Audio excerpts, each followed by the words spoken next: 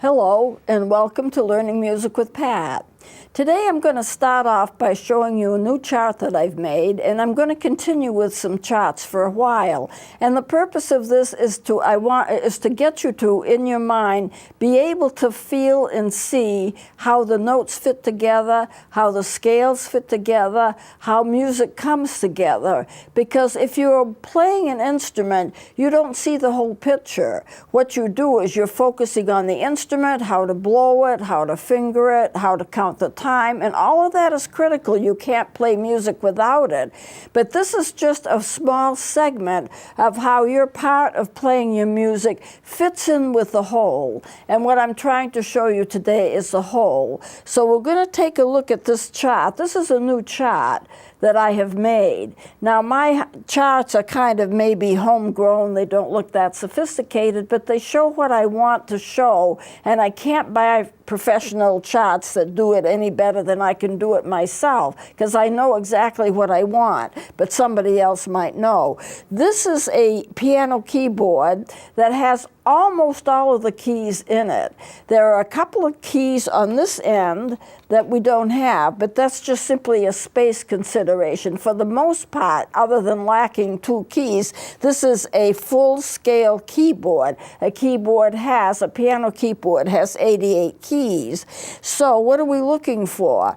When I show you, usually I show you a 2-octave piano keyboard because we are talking about a 2-octave range. This is a range that most recorders can play, that most flutes can play, that most woodwinds can play. So I want to compare it with the big picture here.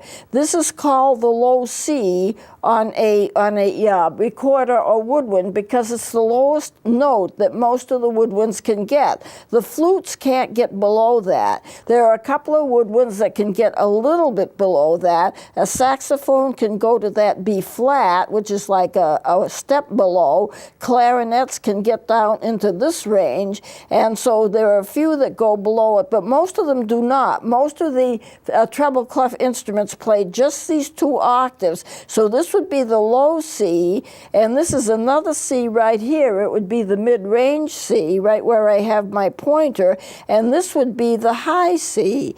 Now where does that fit in the whole realm of an entire keyboard? Well, it's this section that the woodwinds can play. This would be your low C. Actually on a piano it's called a middle C because it's toward the middle of the keyboard. It's not exactly in the middle. The middle would be about here, but it's close to the middle. And there are 4 octaves, C octaves above it. Here's 1 C, here's another C, here's another C, and here's another C. So the woodwind instruments play within this range, a 2-octave range for the most part, and this is where it sits. So if you're looking at a piano, where are the woodwinds? Well, they're from here, the middle C or the low C, up to this high C. That's where they are. So what about if you look at the notes and how they appear on the staff? Where are those notes? Your middle C is right here, or your low C, and here's your mid-range C, here's your high C. That high C is the same as this, and it's the same as this. That's the location of it. I can't get it all in sync because of the amount of space I need to write everything in. So low C or middle C right here, right here, right here. That first, I'm calling it the mid-range C. It's just an octave above it, is going to be this C right here. It's going to be this C right here. And on the staff, it's there. Now, there are some instruments that just play that 1 octave range, and that would be the tonettes, flutophones, song flutes, and instruments like this. When you get to recorders, penny whistles, sassoon flutes, ocarinas, melodicas, and that's a fairly good range of instruments. They can get to that 2nd octave. Some of the simpler ones cannot. So here we go, 2 octaves. That high C is right here, on the full keyboard, right here, and it's right here on most of the charts that I will be showing you, because I'm showing you 2 octaves on a keyboard. And so most of the instruments can do that. Now there's another group of another octave above here. The flute can get this. That goes from here to here. This is called the C above high C. And it's above, an octave above what the melodicas, recorders, penny whistles, and so forth can do. One octave above. And so it takes you up to here. This is C above high C, right here on the staff, if you were looking at it. And it would be here on the keyboard. It would not appear here because we're only dealing with the 2 octaves. Now, the flutes can do that, but you see how high it is? There are 5 ledger lines in order to get to that highest note. This is all the treble clef. Now, there is another octave beyond this that I didn't put on because no one writes music for it, and that would be this octave right here. So, low C, mid-range C, and high C, C above high C, and the rest can only be played by the piano. None of the instruments can reach up that high. But since it would require so many more ledger lines that for just this octave range, it would make it almost impossible to read it. We have 5 ledger lines here. You'd have 3 or 4 more. If you can imagine a note with 8 or 9 ledger lines, and how would you read it? It would be very difficult to read. So instead, they put an 8 VA. If you see, and you won't see it on woodwind instruments, of course, but if you look at music for the piano, you'll get occasionally an 8 VA. 8 VA means play this octave an octave higher than it's written. Then you're in this range right here, which is extremely high, but it's written down in this range, and you just play that an octave higher. So say you want, here's your C above high C, then you get up here with the flutes. With this last one, say you want to play a G, a G would be written down here with an 8 VA, which means play it this high up here. I know it may sound a little complicated, but you stop to think of it. You need to know as a musician, if you want to really understand music, where do all the instruments fit in? And I can show you that. Now, all of this is bass clef.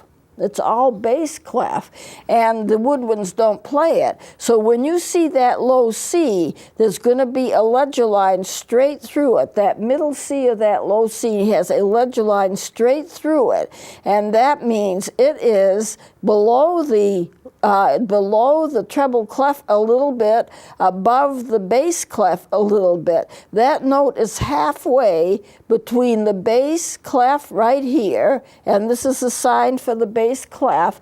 It's halfway between that clef and the treble clef, and this is a sign for the treble clef. And so it becomes the lowest note of the treble clef and the highest note of the bass clef. It can be read as a bass clef or a treble clef note. It combines the 2 of them.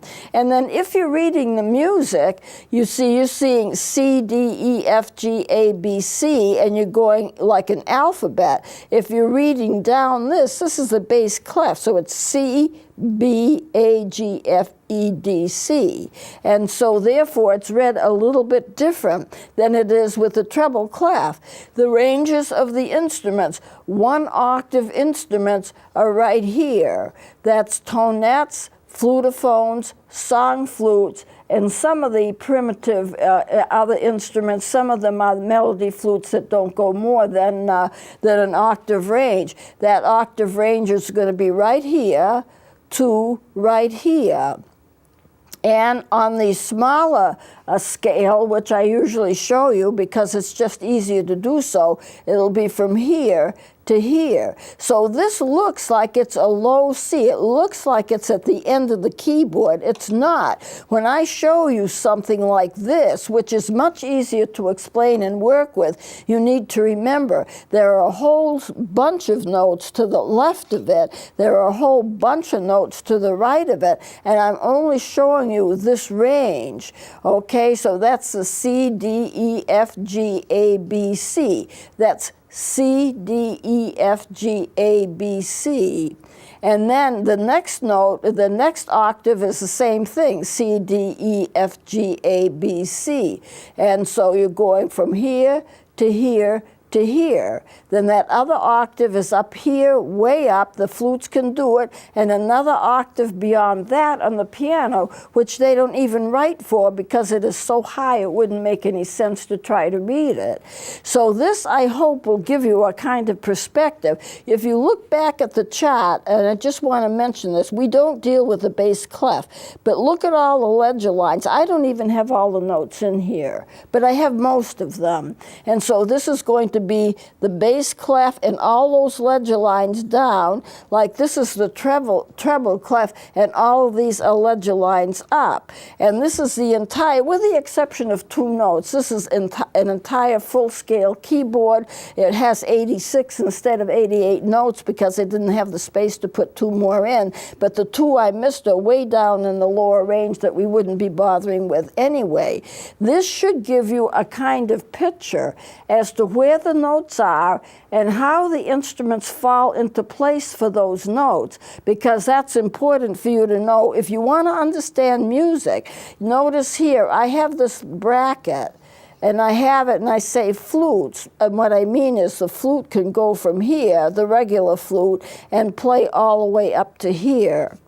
So, 1 octave range instruments, 2 octave range instruments, using the melodicas, ocarinas, penny whistles, sasutos, and recorders, and so forth, and 3 octaves up to here, from here to here, which the flutes do. Then 1 more, which only the piano does. And so therefore, that gives you a kind of picture of where the music is and how the music kind of falls into place. Now, I want to show you some other charts, and I have a notebook here that I want to put up and show you this is going to be kind of like a review. What about scales? We talk about scales. I have students, when I first teach them how to play instruments, I teach them scales one at a time. Scales will have flats in them, or they'll have sharps in them, or they may have nothing in them. Nothing would be the C scale because there are no flats and no sharps in the C scale. One of the interesting things about playing the flute, you'd never have to transpose any music. If I'm playing a saxophone, an E-flat alto saxophone, which is my major instrument, well then what I have to do if someone else is playing in the key of C, I have to transpose the music of the saxophone and different notes to make it match up with what the other instruments are playing. Excuse me. And so that's kind of a tough job to do, but it can be done. A lot of times I just figure it out in my head and play it without writing anything down. But you have to be rather skilled, and you have to be able to hear in your mind what's happening. So if I take an instrument and it's in a different key than C, then say it's 2 steps down from C, and it's so that therefore it's an instrument in the key of A, which would be 2 steps down from C, then what happens is I have to raise up all my notes 2 steps in order to be able to match what C instruments are doing. And that's called transposition. You transpose music. If I take a tape or a CD, which is what we use now, if I take a CD and I'm going to play music I'm going to use the CD music as background, then whatever key the CD is in, I have to make my instrument play in that key. So how do I do it? If my instrument is in B flat or A or D or whatever it is, and the music is written in C, I have to raise or lower my instrument to match what the tape is, so I'm in sync with the tape. So what I have to do is I have to take my CD or whatever it is I'm using, or a piano player or whatever, and they have to play whatever the music is, and I have to choose an instrument that can play in that range. Now, it may be that the bass is going to be too low and I can't get it in that range, but maybe the alto can play in that range, so I may choose an alto instead. And then what I do is I make sure that my notes match, so I have to write the music over again. It's the same basic music, but I have to lower the notes or make the notes higher in order to match what the CD does. It puts me in a different key than what the instrument is naturally, but I can do it because these instruments have the capability of playing sharps and flats, and so I can change the key that I'm playing in. So my instrument might be in the key of E flat, but I may want it to play in the key of B flat. So I may have to raise or lower it, generally speaking lower it, so I'm playing notes that will match what everybody else is playing if they're in the key of B flat. This is transposing. And it does sound a little complicated. You may be playing like 2 notes up or 3 notes down or a step and a half up or 4 steps down, whatever it happens to be. It can be anything. And then when you get to that point where you are actually playing so that you match it, your music is going to be in a different key than theirs are.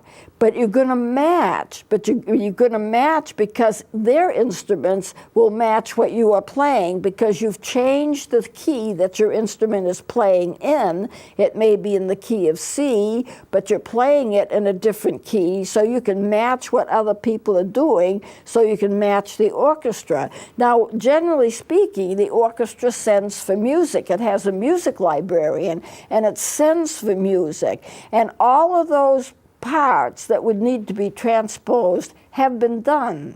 When you get the music, you get music for your B-flat tenor saxophone, for your E-flat alto saxophone, for your C flute, B-flat trumpet, French horn, whatever your instruments are in the orchestra. All the parts have already been transposed, so you don't have to do it by yourself. It's already done. So when you play it, all the instruments are in sync with each other, unless they happen to be out of tune, but of course you spend time tuning the instruments so that they match anyway. It gets to be a little complicated, but if you're sending for music, it's already done for you, so you don't have to do any transposition. I arrange all my own music. I don't let anyone else do it, because I know what I want. I know what I want it to sound like. I know what each instrument is capable of doing. I choose the right instrument, and I write for it, and I do my own arranging. When I arrange it, I find the key that seems to fit the best, and I write for it. That's a whole nother ball game, but I want to expose you to it so you'll understand what it is. It's called transposition. So let me take a look here at this chart, and we'll talk about keys and scales. Scales are when you just go up and down, one note right after the other. And just to show you, and I'm going to just use the recorder for this, it's just one step at a time. That's a scale. I brought it up 1 octave and I brought it back down 1 octave. Now, there are different kinds of scales. There's a diatonic scale, which is what we're using. Diatonic scales, 1 step after 1 step after 1 step.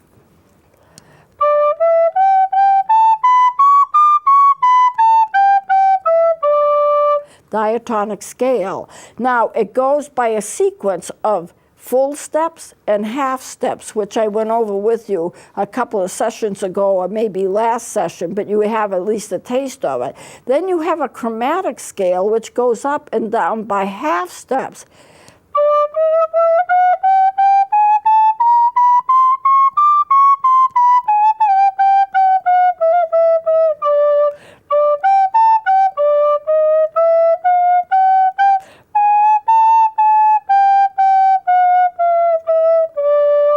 That's half steps, and it's the same up and down. You just do it by half steps. So when I show you another keyboard, I'll explain that more. The keys that the recorder can play well is going to be the key of C. The instrument is made, the C melody recorder is made in this key of C. There are no sharps, there are no flats.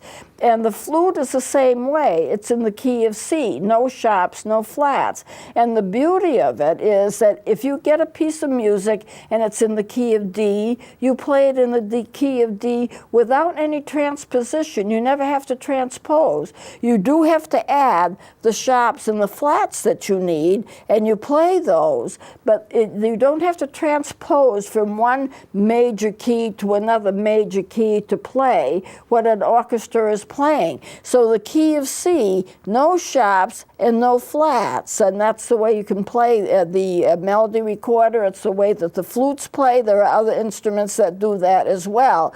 The key of G has one sharp to it, one sharp, and that's the F sharp. And I'll explain how you get that in a moment. And the key of D has two sharps in it. Now the key of G starts on G. The key of D starts on D. The key of C starts on C. Whatever note the scale starts on, that's what the key is named. The key of F starts on F, that would be one flat. The key of, I don't have it here, but the key of B starts on B flat. And the key of E flat starts on E flat. So the keys that are most easily done are C, G, F, I'm sorry, C, D, C, G, D, and F. Those are the keys that are most easily done by the recorder. I do a fair amount of playing in the key of B flat, and I usually can squeak out somehow the key of E flat, which is three flats, but that's not easy for a recorder to do. If you have a regular instrument such as sax, clarinet, oboe, bassoon, and flutes, which are basically the instruments of the treble clef, the woodwind instruments, you can play any sharps or flats you want because you have a series of keys that allows you to do that. On a recorder, we can do some sharps and flats, but we have to half hole. Or we use a different fingering entirely. Here's a G. Supposing I want a G sharp. I can get a G sharp just by putting these two fingers down. I am actually flatting the A, B, A, and this makes a half step. And if I want the G,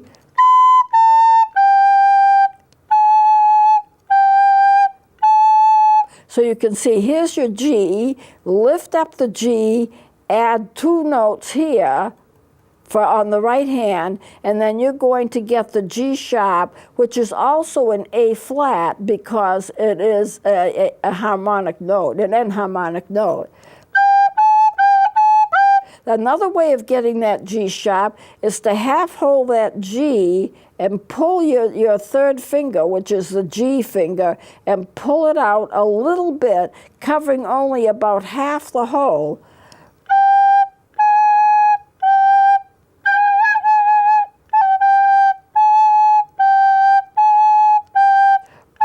Now, I've done it both ways. Which is the best way?